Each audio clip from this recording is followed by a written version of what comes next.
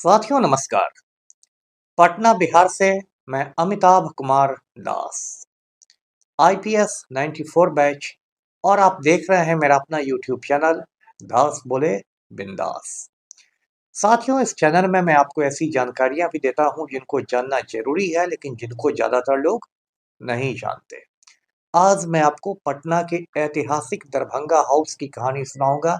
ये बहुत रोचक और ज्ञानवर्धक वीडियो है, इसे आखिर तक दिल थाम कर देखिए। साथियों, पहले भी मैंने कुछ वीडियो में आपको दरभंगा राज के बारे में बताया है। मैं खुद दरभंगा का रहने वाला हूं और ये जो दरभंगा राज था, ये हिंदुस्तान की सबसे बड़ी जमींदारियों में से एक था और अकबर महान के जमाने से ही ये चला आ रहा था और हिंदुस्तान की आज़ादी यानी 1947 तक चला। दरभंगा के महाराजा जो होते थे वो मूलतः मैथिल ब्राह्मण होते थे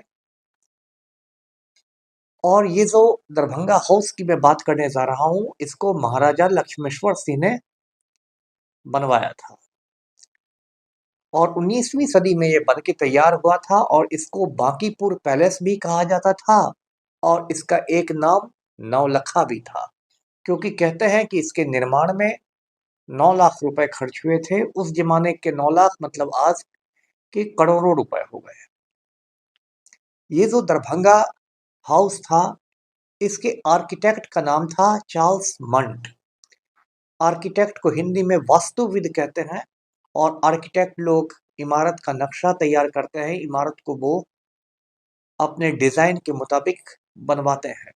चार्ल्स मंट एक बहुत मशहूर आर्किटेक्ट थे और दरभंगा का जो आराम बाग पैलेस है वो भी उन्होंने ही बनाया था। ये जो दरभंगा हाउस था, ये उस जमाने में 15 एकड़ के परिसर में बना था और ये जो जमीन थी ये दरभंगा महाराज ने वहां के बंगालियों से खरीदी थी जो पटना में गंगा नदी के किनारे बसे हुए थे। चार्ल्स मंट ने जो ये बनाया था दरभंगा हाउस, इसे इंडो सार्वजनिक स्टाइल में बनाया गया था। अब आप कहेंगे कि इंडो सार्वजनिक स्टाइल क्या होता था, तो ये मुगल शैली और ब्रिटिश शैली के मिश्रण से, उन दोनों के कॉम्बिनेशन से बनाया था। यानी कि उसमें मुगल शैली की भी अच्छी बातें ली गई थी और जो ब्रिटिश शैली थी उसकी भी अच्छी बातें ली गई थी।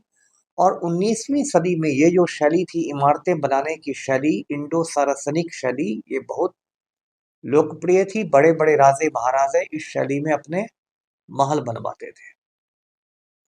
चार्ल्स मंट ने ये जो दरभंगा हाउस बनाया, इसके उसने मेनली 3 हिस्से बनाए। एक हिस्सा था किंग्स ब्लॉक, यानी कि राजा का हिस्सा, राजा का खंड। एक हिस्सा था क्वींस ब्लॉक, यानी रानी का हिस्सा, जिसमें बाकी महिलाएं रहती थी, आप उसको जनाना वाला हिस्सा कह सकते हैं। और एक हिस्सा था पब्लिक रिसेप्शन रूम्स, जिसमें मेहमान लोग, आम जनता लोग आके राजा से मिल सकते थे। तो इन 3 हिस्सों में ये दरभंगा हाउस बनाया गया था। दरभंगा हाउस से ही जुड़ा हुआ एक प्रसिद्ध काली मंदिर भी है। ये जो दरभंगा महाराजा होते थे, ये काली के बहुत बड़े उपासक हुआ करते थे, भक्त हुआ करते थे।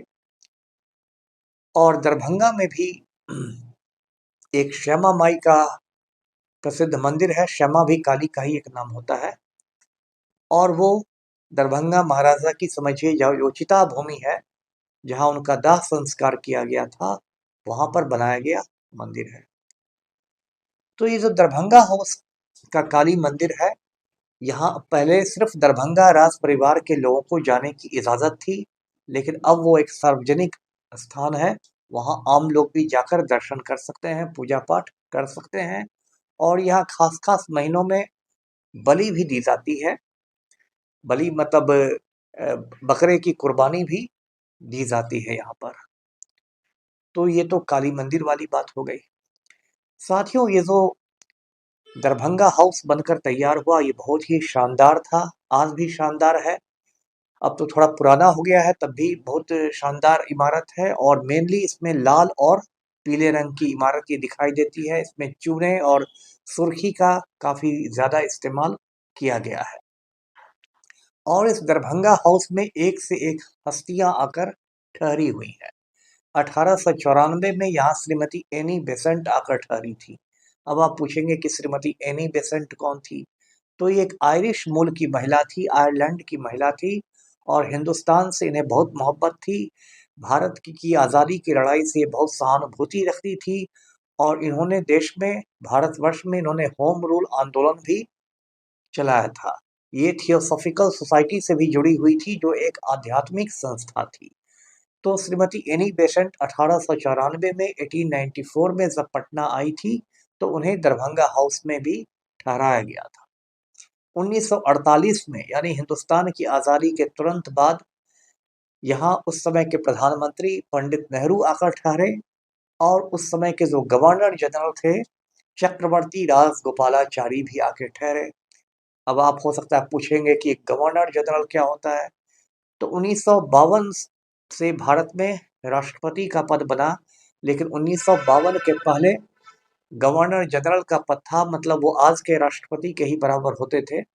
और चक्रवर्ती राजगोपालाचारी जो थे, बहुत बड़े नेता थे, महात्मा गांधी के समधी भी थे, वो गवर्नर जनरल के पद पर थे। तो पंडित नेहरू और राजगोपालाचारी जैसे लोगों को यहाँ पर ठहराया गया था। उस समय महाराजा कामेश्वर सिंह का राज हुआ करता था, वो जमींदार थे।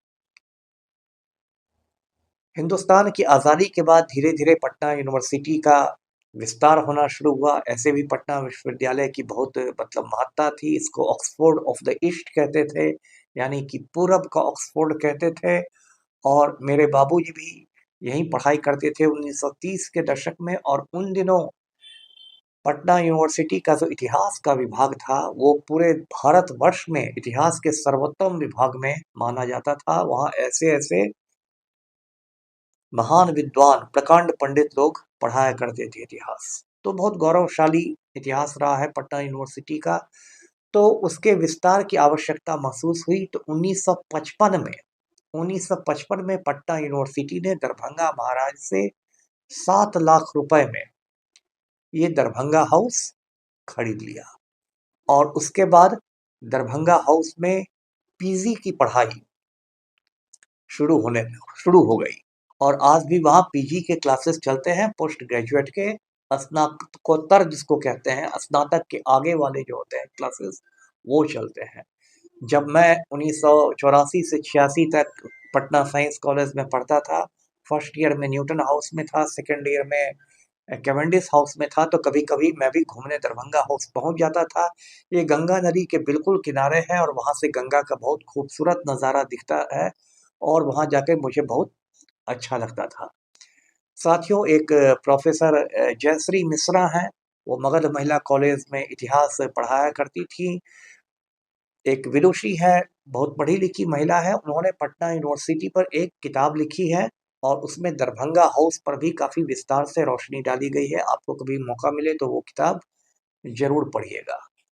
साथियों, आजकल बिहार में नालायक मुख्यमंत्री पलटू राम की हुकूमत है और पलटू राम के शासनकाल में मतलब दरभंगा हाउस के भी दुर्दिन आ गए हैं, बुरे दिन आ गए हैं। अभी 2 रोज पहले ही 5 मार्च को दरभंगा हाउस में बमबारी हुई। छात्रों के 2 गुटों के बीच लड़ाई हुई और उसमें बम तक चला। वहाँ 1-2 प्रोफेसर साहबों की कार थी, वो भी क्षतिग्रस्त हो गई और पूरा हंगामा हो गया। तो दरभंगा हाउस अभी चर्चा में आया भी तो एक बमबारी की वजह से ही। तो साथियों, आज का वीडियो यही तक था। वीडियो को लाइक करें, शेयर करें, चैनल को सब्सक्राइब कीजिए। धन्यवाद। जय हिंद।